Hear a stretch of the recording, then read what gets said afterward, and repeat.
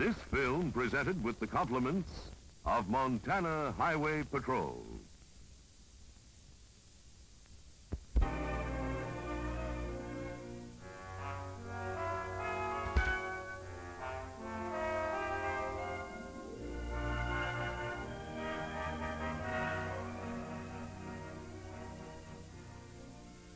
Under this ambulance sheet lies Sam Robertson, age 17. His parents proudly called him Son. His girl affectionately called him Robbie. His little brother admiringly called him Sammy. But the nickname in which he took the greatest pride was the one he'd earned among his high school friends, Speedy. And that's what killed him. Why did this have to happen? What were the reasons for Sammy's persistent speeding? What were the causes and events that my first call was made upon Sammy's family? Talked with his father, a well-liked and respected resident of his community. When I told him what I wanted, Mr. Robertson at once consented to give me the history of Sammy's driving. At first, Sammy's father had resisted his son's request for permission to use the family car. The issue had become quite a conflict between them until finally Mr. Robertson reluctantly gave in, on condition that Sam buy his own gas and oil. This to teach him the value of money. It was a sound and sensible obligation. And he also earnestly admonished Sam to drive carefully and heed all the traffic rules. But Mr. Robertson's own driving habits left much to be desired. And although he was a skillful driver, many small collisions were avoided only by the alertness of the other drivers. Perhaps it was while watching his own father drive that Sam first got the unfortunate idea that a good driver can take chances. And Mr. Robertson said that Sam had been before me only once on a speeding charge. I remembered the incident well. Sam admitted going too fast and was willing to take his punishment. But his father was quite outraged at the fact that the police haul in good, clean-cut kids for driving a little fast, especially when they're good drivers, while the streets are filled with thieves and murderers. It was a standpoint all too often encountered. How much did it contribute to Sammy's own attitude toward speeding?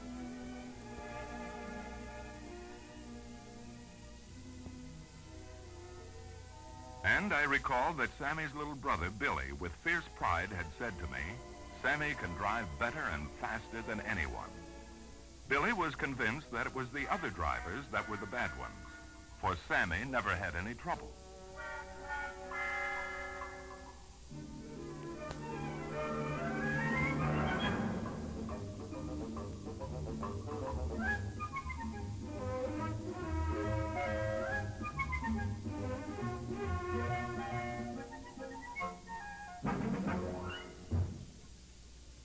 It was clear to me that this obvious hero worship from his younger brother must have been important to Sammy, perhaps making him take more reckless chances and drive even faster. My next stop was the high school Sammy had attended.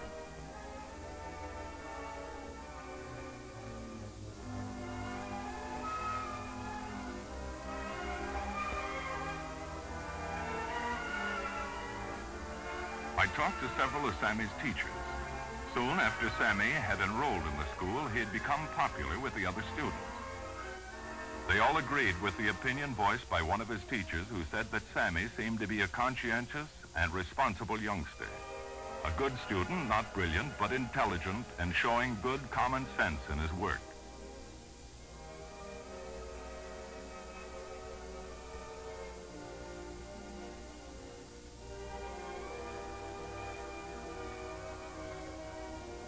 I made it a point to talk to some of Sammy's friends. In his attempt to become accepted and looked up to by his schoolmates, Sammy had tried to impress them with his driving. He sure could handle a car at any speed, they told me. But in spite of this, most of them wouldn't ride with him.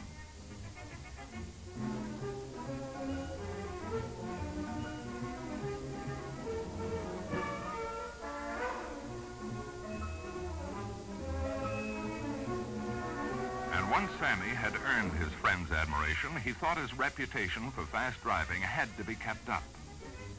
Even his girl Wendy admitted that she thought his speeding manly and courageous. And now she felt ashamed and guilty as she told me of the thrilling sense of power she had shared with Sammy speeding. If only she had realized. Wendy told me that recently one of Sammy's close friends had been in a wreck and might be permanently crippled. But Sammy's attitude seemed to have been the usual. It can't happen to me. And his own reckless speeding continued. He took more chances than ever, almost defiantly now.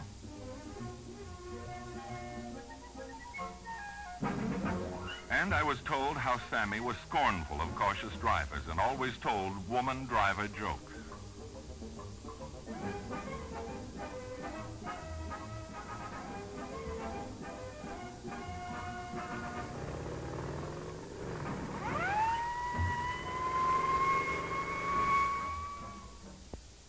I learned how Sammy used to boast of his recipe for beating a rap if stopped by a patrolman for a traffic violation.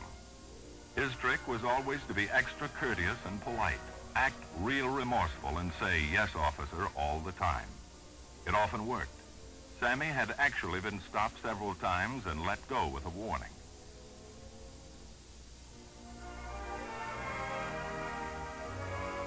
I went to see Sammy's coach and found him on the field. He told me that only a few days ago, Sammy had tried out for first base.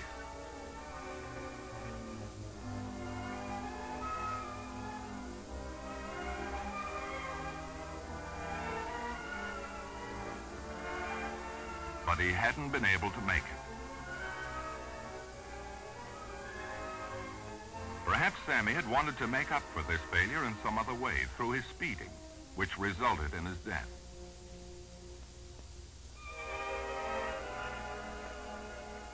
From the doctor who had given Sammy a recent physical examination, I learned that he was in tip-top shape. He felt that the cause of Sammy's collision had been nothing physical. His reflexes were sound, his eyes were perfect, his heart was strong. Why did it happen then? Not because of slow reaction time, but because of reckless speeding, and perhaps an attitude. Sammy worked a part-time job after school, and his employer told me that he had found him to be a dependable boy, friendly and courteous, and he never knew him to drink or smoke. He also told me that the day before Sammy's unfortunate mishap, he had asked for a raise, a request which it had been necessary to deny. Sammy had been disappointed, unduly so, he felt, and he'd thought the boy probably needed the extra money to meet his expenses with the car. Then the following day, Saturday, Sammy had picked up his girl to go for a ride.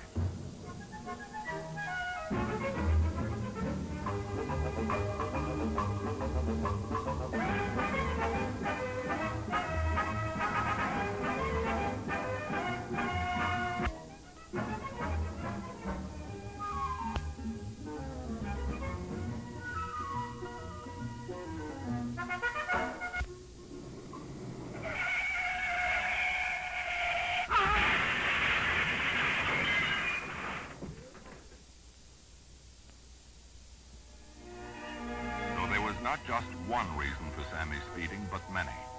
And they had brought us both here. Sammy's early difficulties with his father over permission to use the car might have caused his mind to look upon it as a symbol of adult power and superiority. And speeding became a way of exercising this power. And his own father's driving example and attitude might have given him the dangerous notion that it's all right for a good driver to take chances. The admiration his speeding earned him from his little brother and the popularity with his friends at school must have been necessary and important for Sammy, and subconsciously, he must have wanted to make up in this way for other small failures and disappointments.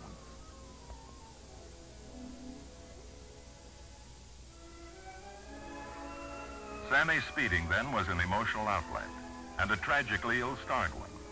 For it was a compensation for feeling of insecurity and inferiority, unhealthy thrill-seeking, immature defiance of authority, and a lack of a sense of responsibility, as well as misguided attempts to show superiority.